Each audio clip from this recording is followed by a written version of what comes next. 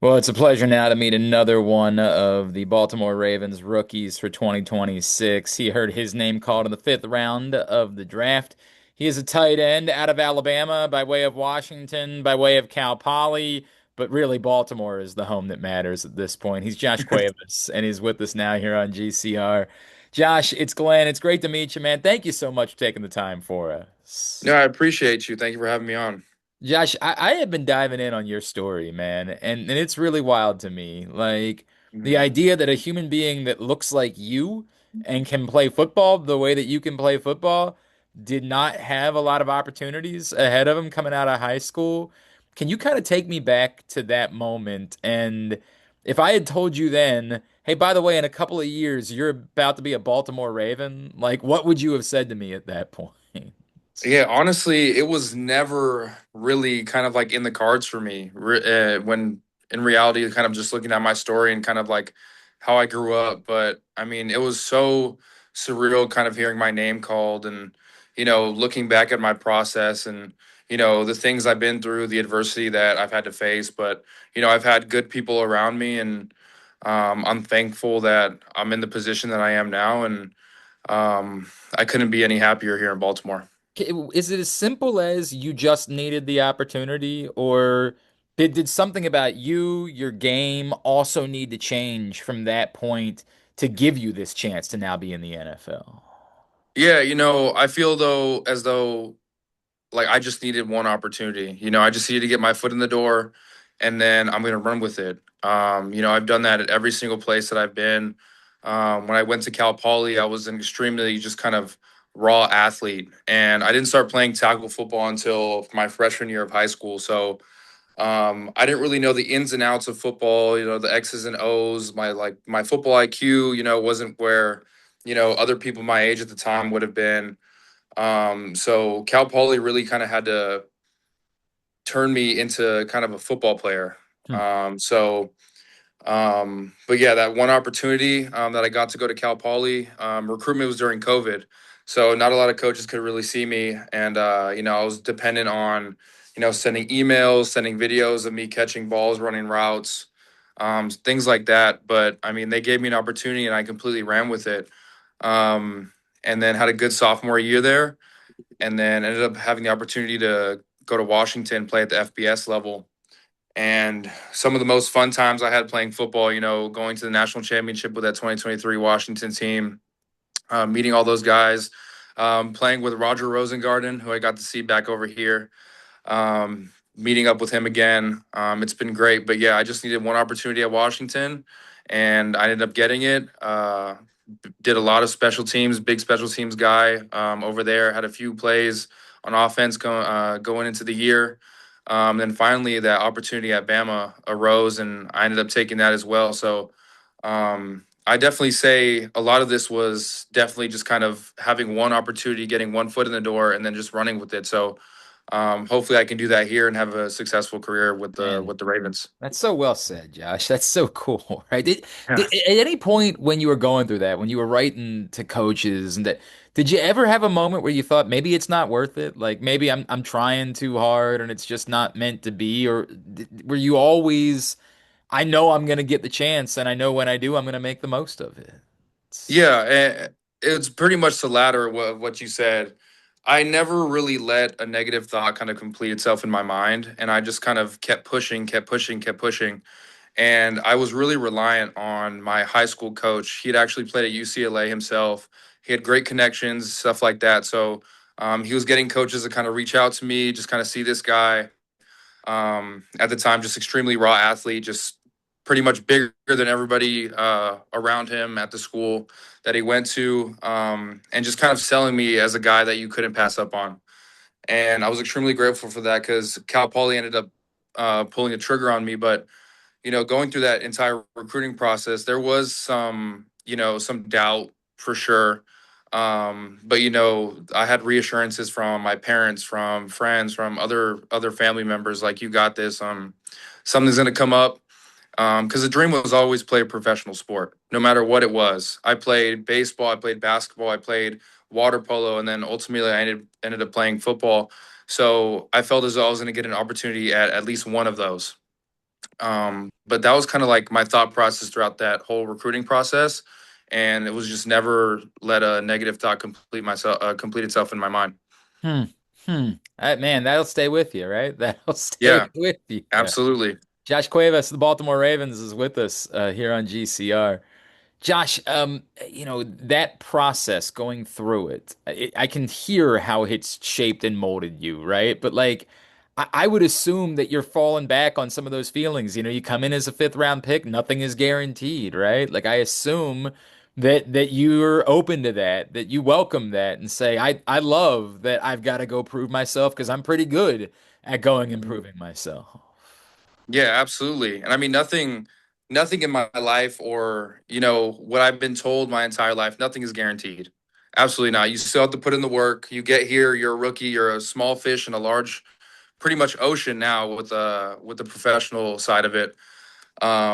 But yeah, it's nothing's guaranteed. So I mean, you can talk the talk, but I mean, it's really about putting in the work and kind of earning the trust of the coaching staff, the coordinators, and your quarterback, really, and your room as well. So I mean, I kind of expected anywhere I went.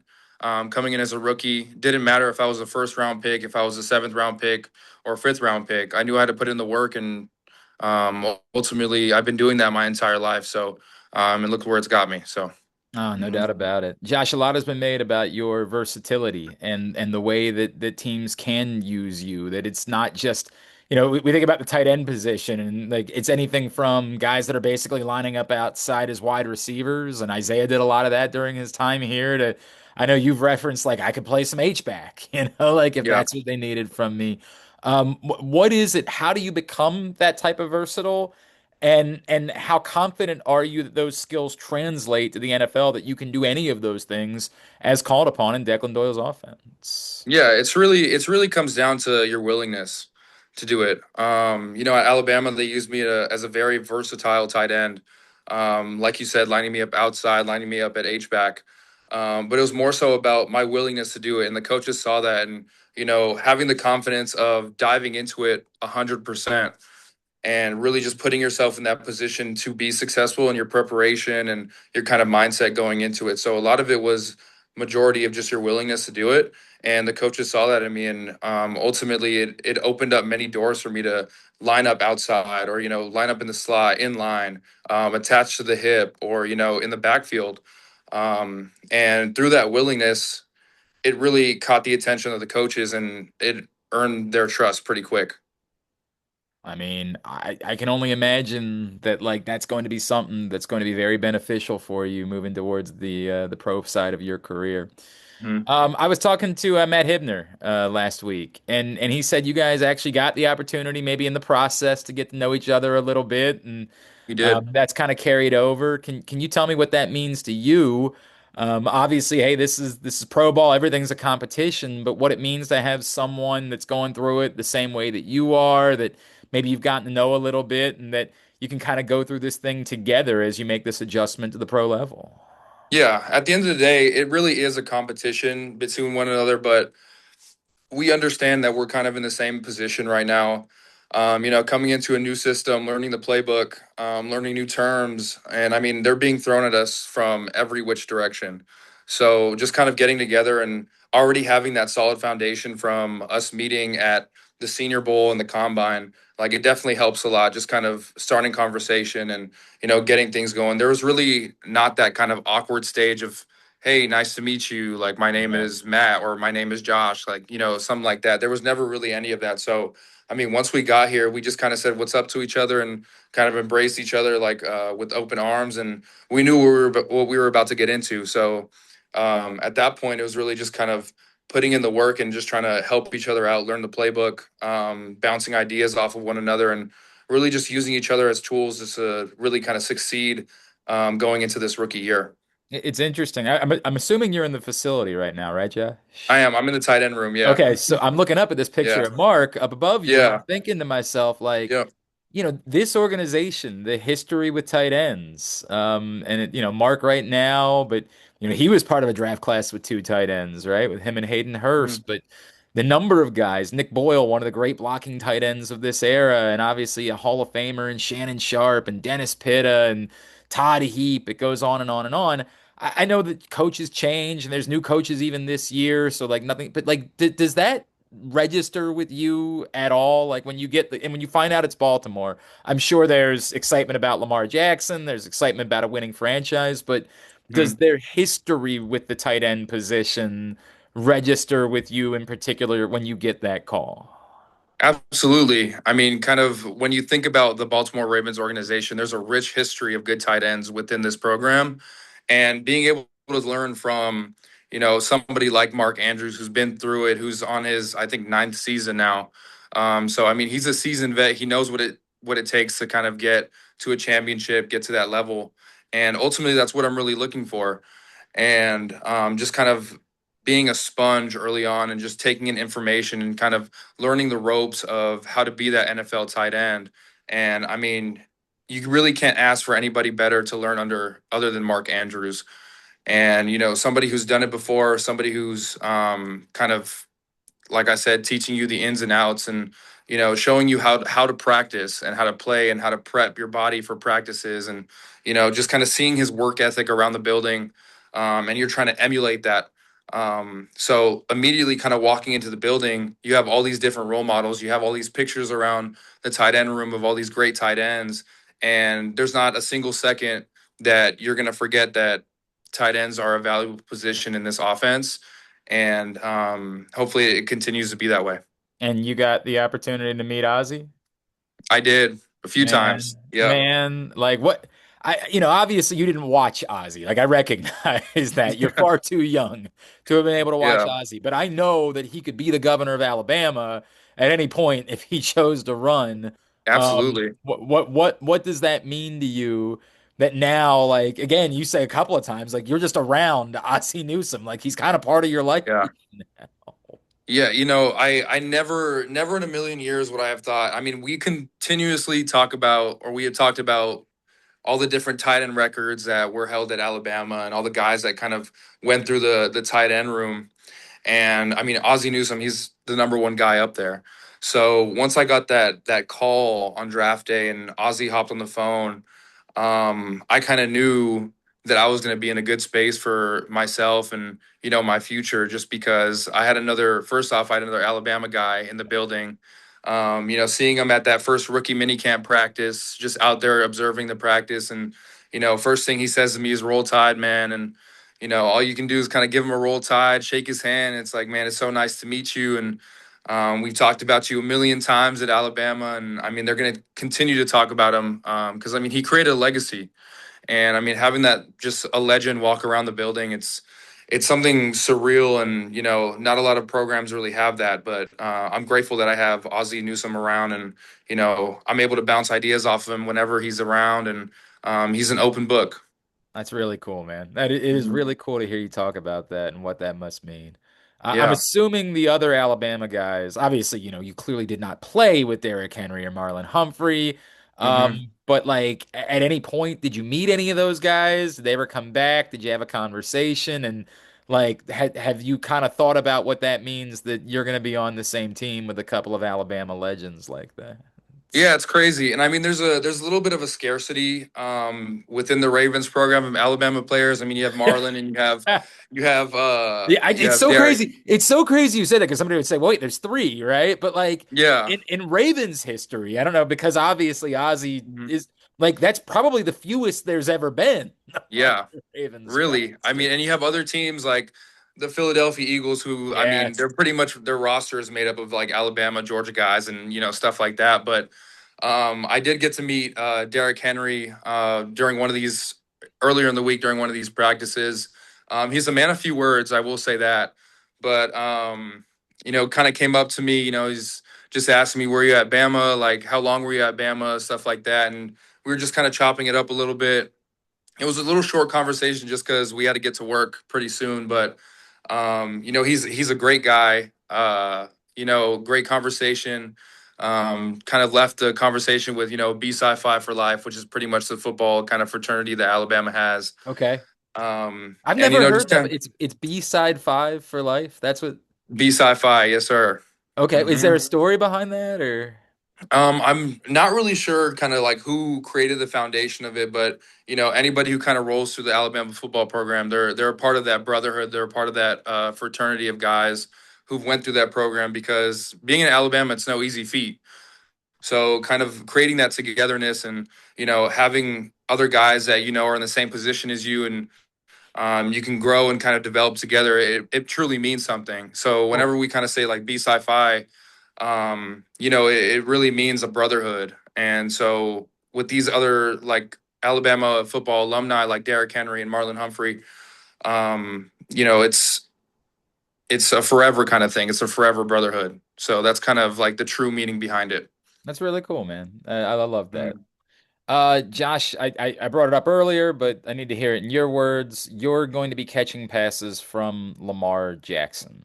Like Mhm. what does that mean? How does that hit you when again you get the process, I'm not just in the NFL, I'm a Baltimore Raven, Lamar Jackson is my quarterback.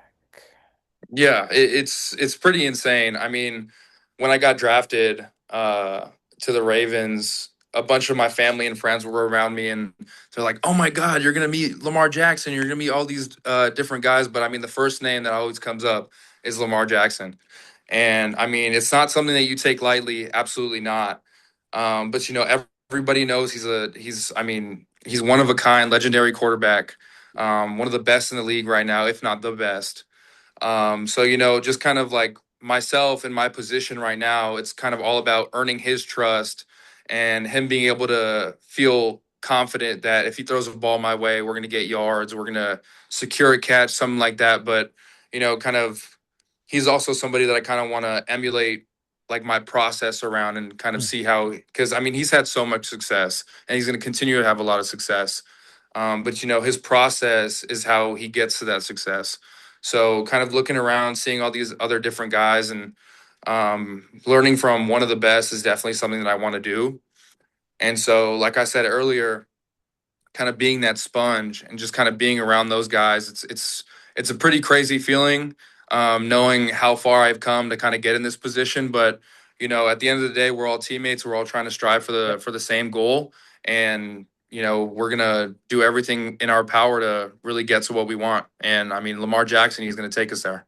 That's awesome, man. All right, can I assume at this point that like the dream of being a chiropractor maybe is finally like put to the side for, at least a little bit? A little bit for sure. It's definitely still plan B, but I mean plan B just looking far into the future at this point. Right. Oh no, my lights came off. Hold on. Oh man, you're good. You're Yeah, good. hold We still on. see you. All But you right. can see me? Okay. Yeah, yeah. All right. I guess I'm not moving around enough to where it'll pick it up, but yeah, that kind of plan B is really kind of pushed to the side a little bit. And I mean, I'm giving everything I can to this program in my football career. So yeah, safe to say that chiropractic is being pushed to the side a little bit. I mean, I can understand. I can understand. It's not a bad fallback plan though. Not a bad Yeah, no, yeah. fallback hmm plan. Josh Yeah. Cuevas, where can Ravens fans be following you on social media? Yeah. So Instagram, at little Cuevas, little underscore Cuevas. So I'll be on Instagram. I run it. So I mean, I'll see your guys' DMs and stuff, all the time. But there and then Twitter. I also have a Twitter as well. Don't check that too often. But you can follow me there as well. And those are really like the two main social media platforms I use. But yeah, those two spots. And whatever you do, do not tell him about your parlay. He doesn't care. He doesn't care I do about. not. Stop Yes, I messaging do about your. not. And besides, I just want to hmm know something about you away from foot. Besides, interest in being a chiropractor. What's hmm something that we should know about you? What do you get into besides football? How you spending your time? I think I saw you're a gamer, right? I do play games sometimes. I'm a big kind of like first person shooter kind of guy. I Okay, play like Call of Duty here and there. Not a really big like sports guy when it comes to video games. I'd honestly rather be out there doing it. that makes sense. Yeah, and I just kind of get bored super easily with those kind of things. But other than like kind of like video games and stuff like that, like I'm a big believer in kind of like getting outdoors, going on hikes and stuff like that. And I'm also like a big animal guy as well. I grew up like around horses and things like that. Grandpa has a farm back in Arizona. Oh, that's awesome. Um, yeah, so I kind of grew up saddling up horses and feeding chickens and shaving sheep and kind of running the farm. But I have two dogs back at home, so anytime I can kind of get with them, go on a hike with them, or go on a little walk or something, that's definitely something I like to do on my free time. But I'd have to say, getting outdoors, going on hikes, going on walks, exploring new places, that's something that's big into like my routine, and honestly, something that I keep also like my mental health straight. That's awesome, Josh. That's really cool, man. Hmm. Josh Cuevas, Yeah, it's so great to meet you. Looking forward to seeing more of you in the coming weeks and months as we move towards the start of the season. Thank you for hopping on with us and spending the time. We really appreciate it. absolutely. It was great meeting you, Glenn. I appreciate you.